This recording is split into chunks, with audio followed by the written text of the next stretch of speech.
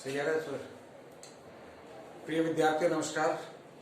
आज हम कक्षा 11 हिंदी साहित्य में ईदगाह कहानी जो मुंशी प्रेमचंद के द्वारा लिखी गई है का अध्ययन करने जा रहे हैं। इनका जन्म सन 1880 ईस्वी और मृत्यु सन 1936 ईस्वी। इनकी प्रमुख रचनाओं में मानसरोवर जो कि 8 भागों में प्रकाशित हुआ है और गुप्तधन जो कि 2 भागों में प्रकाशित हुआ है, ये इनके कहानी संग्रह हैं। निर्मला, गोदान, सेवा सदन, रंगभूमि, करभूमि, कवन आदि इनके 14 उपन्यास से 15 उपन्यास काउंट किए गए हैं, गिने गए हैं। और बाकी इनकी निबंध रचनाएं भी हैं और नाटक भी आपके द्वारा लिखे गए हैं। हम देखें तो मुंशी प्रेमचंद को इतनी ख्याति, इतनी प्रसिद्धि किस कारण मिली, ये समझने की बात है। तो बेटा हम बताएंगे आपको कि इनकी प्रसिद्धि का प्रमुख कारण था समाज की वास्तविक स्थिति का वर्णन अपनी रचनाओं में करना। इसी के कारण इनको पूरे हिंदी साहित्य जगत में एक श्रेष्ठ उपन्यासकार की उपाधि से भी सम्मानित किया गया है, यानी सबसे श्रेष्ठ उपन्यासकार के रूप में इनको माना गया है। आपके पाठ्यक्रम में संकलित जो कहानी ईदगाह यहाँ पर दी गई है, इस ईदगाह कहानी में विशेषताओं को अभिव्यक्त करने वाली प्रतिनिधि कहानी एक मानी गई है।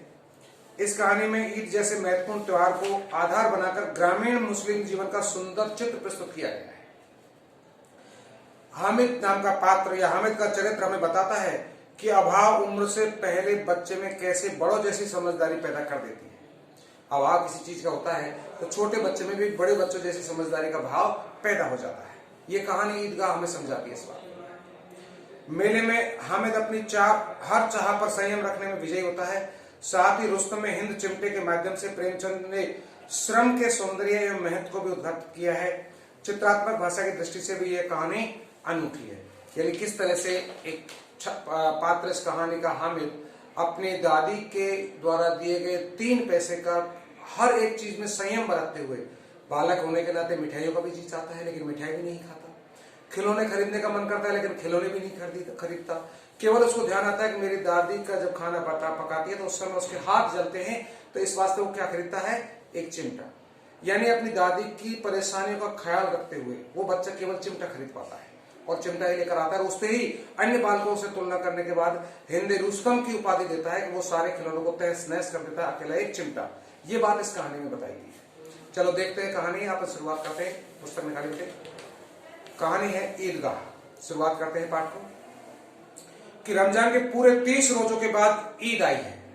कितना मनोहर, कितना सुहावना प्रभात है। वृक्षों पर कुछ अजीब हरियाली है, खेतों में कुछ अजीब रौनक है, आसमान पर कुछ अजीब लालिमा है। आज का सूर्य देखो कितना प्यारा, कितना शीतल है, मानो संसार को ईद की बधाई दे रहा है। प्राकृतिक सौंदर्य अद्भुत दिखाई दे रहा है।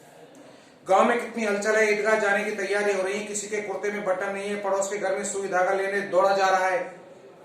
किसी के जूते कड़े हो गए हैं, उसमें तेल डालने के लिए तेली के घर भागा जा रहा है। जल्दी जल्दी लोगों को सानी पानी दे दें। ईदगाह से लौटते लौटते दोपहर हो जाएगा। 3 कोस का पैदल रास्ता, फिर सैकड़ों आदमियों से मिलन भेंटना, दोपहर के पहले लौटना संभव है। लड़के सबसे ज्यादा प्रसन्न है, यानी ईद जाने के लिए, ईद की तैयारी के लिए, तो त्योहार मनाने के लिए बच्चे जाने को तत्पर है। वो अपने जो भी है अपने जूते तैयार कर रहे हैं, कोई अपने कपड़े तैयार कर रहा है, किसी शर्ट में बटन नहीं तो बटन लगाने का काम कर रहा है। किसी ने एक रोजा रखा है, वह भी दोपहर तक, किसी ने वह भी नहीं, लेकिन ईदगाह जाने की खुशी उसके हिस्से की चीज है। वो जरूर ईदगाह का मेला देखने के लिए जाए। रोजे बड़े बूढ़े के लिए होंगे, इसके लिए तो ईद है। ईद रोज ईद का नाम रटते थे, आज वह आ गई। अब जल्दी पड़ी है कि लोग ईदगाह क्यों नहीं चलते। इन्हें गृहस्थी की चिंताओं से क्या प्रयोजन, क्या उद्देश्य। चलो ईदगाह।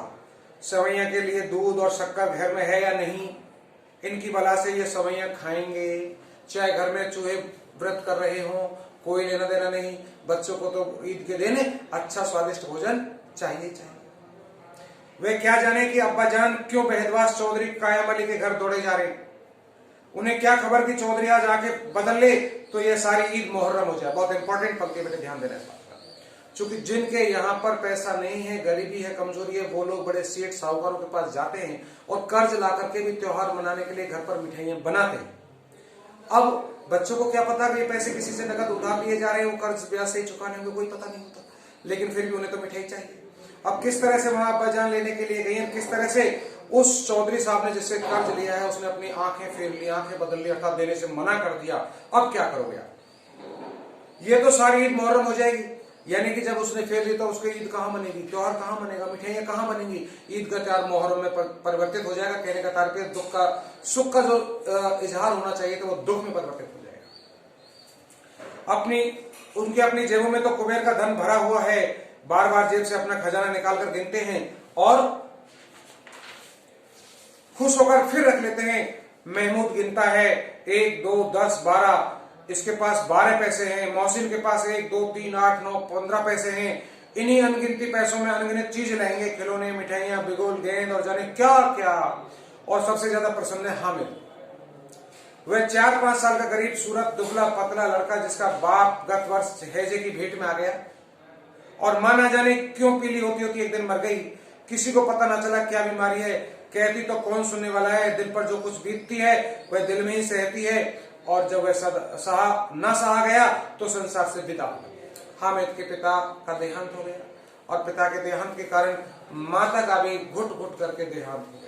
वो भी उसके पिता के मरने के, हामिद के पिता की मौत का सदमा झेल नहीं पाई। तो दोनों, हामिद के माता और पिता का देहांत हो गया। अब देखिए उस हामिद के साथ क्या गुजरती है। इस कहानी का यही एक वास्तविकता को दर्शन कराना उद्देश्य है इस कहानी का।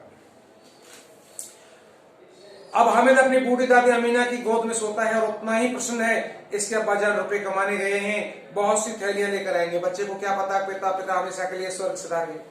वो तो यही सोचते थे नौकरी पर गए हैं, बाहर कमाने के लिए आएंगे, मेरे लिए बहुत कुछ लेके आएंगे। इसी इंतजार करता है अपने पिताजी का, अब्बाजान का आने का। अम्मी जान अल्लाह मियाँ के घर से उसके लिए बड़ी बड़ी अच्छी अच्छी चीजें लाने गई है, इसलिए हामिद प्रसन्न है। आशा तो बड़ी चीज है और फिर बच्चों की आशा, इनकी कल्पना तो राई का पर्वत बना देती है। हामिद के पांव में जूते नहीं है, सिर पर एक पुरानी दुरानी टोपी है जिसका गोटा काला पड़ गया है, फिर भी वह प्रसन्न है। जब उसके अब्बाजान थैली और अम्मी जान नियामतें लेकर आएंगी तो वह दिल के अरमान निकाल लेगा। तब देखेगा महमूद, मोहसिन, नूरे और सम्मी कहां से उतने पैसे निकालेंगे। अभागिन अमीना अपनी कोठरी में बैठी रो रही है। क्या करे, जिसका बेटा और बहू दोनों संसार से बदले गए। बेटे का बेटा अर्थात उनका पोता जो उसके जीवन का एक सहारा मात्र बचा है, उस रोजे के दिन बेचारी वो घर में अकेली बैठी रो रही है। अब मैं क्या करूं, कहां इसके अब्बा जान, कहां इसके अम्मी जान आने वाली हैं, कहीं नहीं। लेकिन बेटे की आशा थी कि वो आएंगे तो बहुत कुछ लाएंगे, और जिस बेटे की आशा ने ही राय का पहाड़ बना दिया। यानी इस छोटी चीज को लेकर इतनी बड़ी ख्वाहिश अपने मन में लेके बैठा है। आज ईद का दिन है और उसके घर में दाना नहीं। आज आबिद होता तो क्या इसी तरह ईद आती और चली जाती। इस अंधकार और निराशा में डूबी जा रही है। किसने बुलाया था इस निगोड़ी ईद को, गाली देती है अमीना। किस ईद को बुलाया किसने। काश उसका बेटा आबिद आज होता तो हो सकता है उसके लिए बहुत कुछ मिठाइयां लाता, कुछ खाने पकाने के लिए होता, लेकिन घर में दाना तक नहीं। क्या करे, इस घर में उसका काम नहीं। लेकिन हामिद, उसे किसी के मरने जीने से क्या मतलब। उसके अंदर प्रकाश है, बाहर आशा। विपत्ति अपना सारा दलबल लेकर आई, हामिद को आनंद भरी चितवन उसका विध्वंस कर देगी। हामिद भीतर जाकर दादी से कहता है, तुम डरना नहीं अम्मा, मैं सबसे पहले आऊंगा। बिल्कुल ना डरना कि अम्मा मैं ईद में जा रहा हूं, ईदगाह के मेले में जा रहा हूं, आप चिंता ना करना, मैं बहुत जल्दी लौट करके आऊंगा। अमीना का दिल कचोट रहा है। गांव के बच्चे अपने अपने बाप के साथ जा रहे हैं। हामिद का बाप अमीना के सिवा और कौन है, कोई नहीं। उसे कैसे अकेले मेले में जाने दे। उस भीड़ भाड़ में बच्चा कहीं खो जाए तो क्या हो। नहीं, अमीना उसे यूं ना जाने देगी। नन्ही सी जान 3 कोस चलेगा कैसे, पैर में छाले पड़ जाएंगे, जूते भी तो नहीं है। वह थोड़ी थोड़ी दूर उसके गोद ले लेगी, लेकिन यह सवैया कौन पकाएगा। पैसे होते तो लौटते लौटते सब सामग्री जमा करके चटपट बना लेती। यहाँ तो घंटों चीजों जमा करते लगेंगे। मांगे ही तो का तो भरोसा ठहरा। उस दिन फहीमन के कपड़े सिले थे, 8 पैसे मिले थे। उस अठन्नी का ईमान की तरह बचाती चली आती थी इसी ईद के लिए। लेकिन कल ग्वालन सिर पर आकर सवार हो गई तो क्या करती। हामिद के लिए कुछ नहीं है तो 2 पैसे का दूध ही चाहिए। अब तो कुल 2 आने पैसे बच रहे। 3 पैसे हामिद की जेब में, 5 अमीना के बटुए में। यही तो बिशात है और ईद का त्योहार। अल्लाह ही बेड़ा पार लगाए। धोबन और नाइन और मेहतरानी और चूड़ियारी सभी तो आएंगी। सभी को सवैया चाहिए और थोड़ा किसी को आंखों नहीं लगता। किसी मुंह में चुराए, किस के मुंह में चुराएगी और मुंह क्यों चुराए। साल भर का त्योहार, हर कोई उम्मीद करता है। जितने भी मांगने करने वाले लोग हैं वो भी इस त्योहार के वास्ते उसके घर पर पहुंचते हैं। अब मैं घर में बनाने के लिए दाना नहीं तो क्या उनके लिए भी बनाएगी तो क्या उनको देगी। और मांगने वाला भी क्या मांगेगा, तो थोड़ा देने पर आजकल कोई विचार नहीं करता, करेगी तो क्यों। क्योंकि साल भर में एक बार त्योहार आता है तो हर को आशा होती है मुझे वहां से कुछ मिलेगा, वहां से कुछ मिलेगा। तो अमीना के यहाँ से भी कुछ मिलने की उम्मीद लेकर के वहां लोग आते हैं मांगने वाले। जिंदगी खैरियत से रहे इसकी तकदीर भी तो उसी के साथ है, बच्चे को खुदा सलामत रखे, दिन भी कट जाएंगे, ऐसा अमीना सोचती है।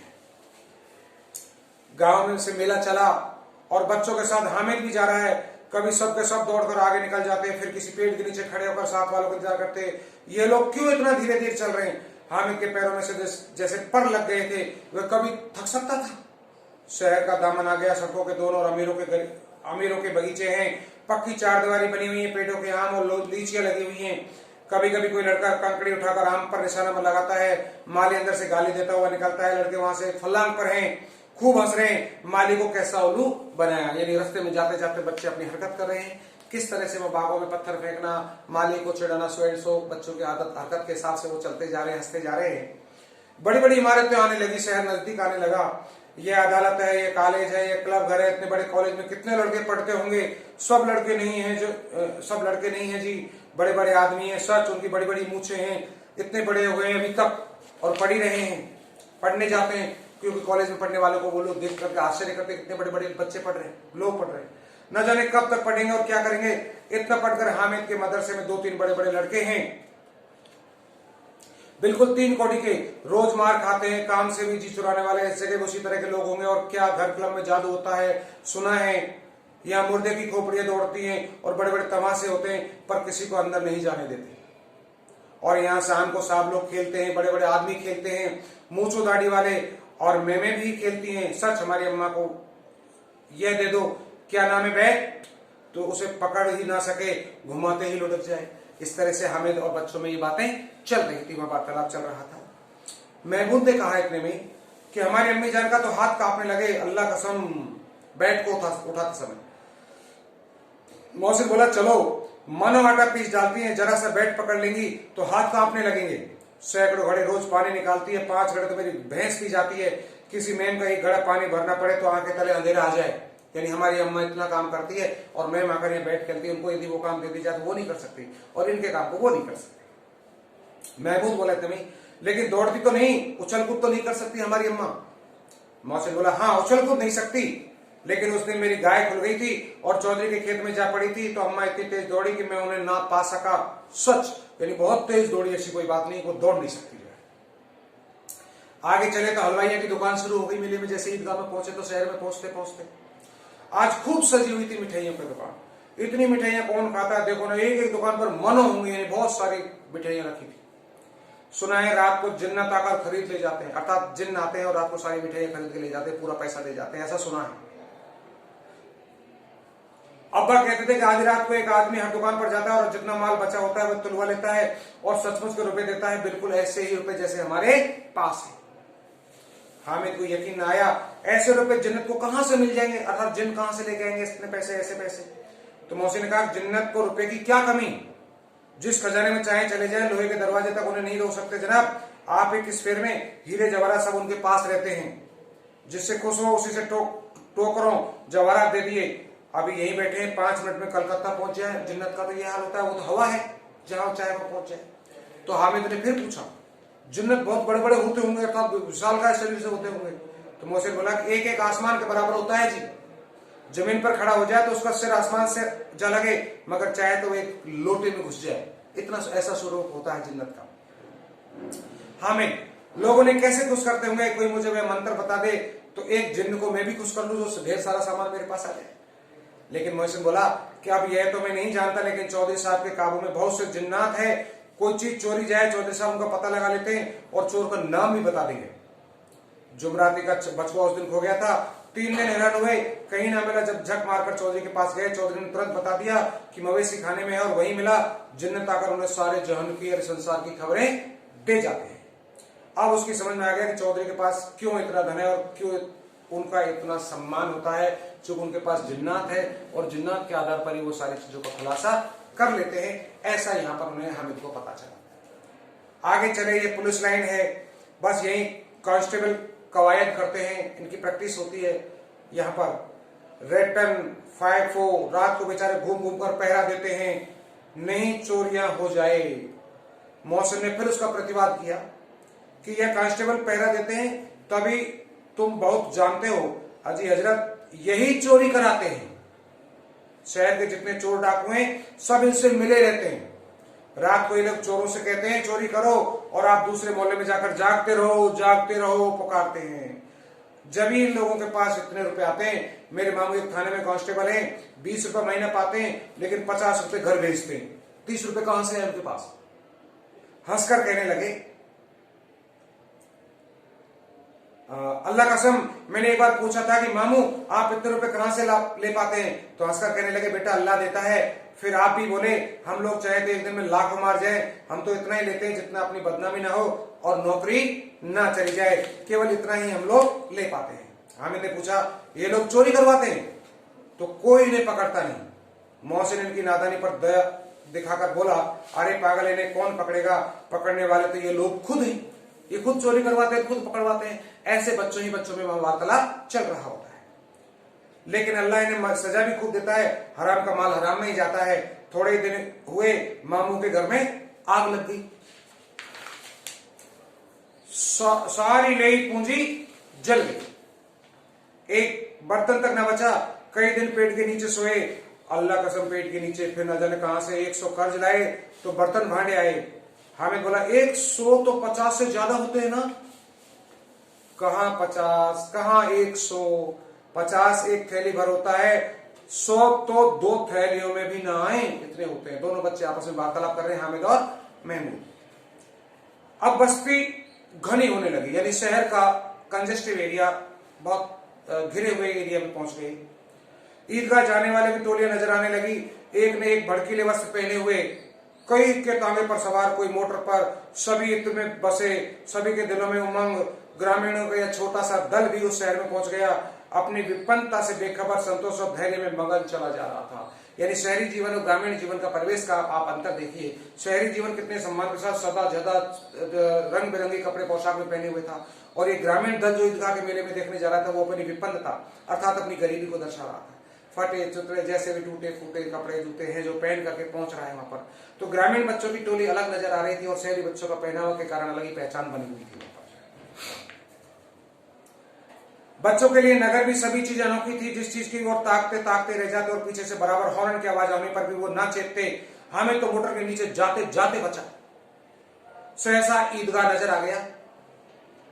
ऊपर इमली के घने वृक्षों की छाया है, नीचे पक्का फर्श है जिस पर जाजिम बिछा हुआ है, और रोजेदारों की पंक्ति एक के पीछे एक न जाने कहां तक चली गई, पक्की जगत के नीचे तक, जहां जाजिम भी नहीं है। नए आने वाले आकर पीछे की कतार में खड़े हो जाते हैं। आगे जगह नहीं है, यहाँ कोई धन और पद नहीं देखता। इस्लाम की निगाह में सब बराबर हैं। सब के सब वहां पर नमाज अदा करने के लिए पहुंच जाते हैं।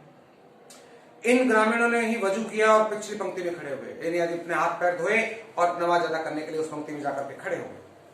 कितने सुंदर संचालन है, कितनी सुंदर व्यवस्था। लाखों से एक साथ सिजदे में झुक जाते हैं, फिर सबके सब एक साथ खड़े हो जाते हैं, सब एक साथ झुकते हैं और फिर एक साथ घुटनों के बल बैठ जाते हैं। कई बार यही क्रम होती है, जिसे बिजली की लाखों बत्तियां एक साथ प्रदीप्त हों और एक साथ बुझ जाए और यही क्रम चलता रहे। कितना अपूर्व दृश्य था, जिसकी सामूहिक क्रियाएं विस्तार और अनंतता हृदय को श्रद्धा, गर्व और आत्मानंद से भर देती है। मानव भ्रातृत्व यानी भाईचारे का एक सूत्र इन समस्त आत्माओं को एक लड़ी में पिरोए हुए है। ऐसा दृश्य वहां देखने को ईदगाह में मिला।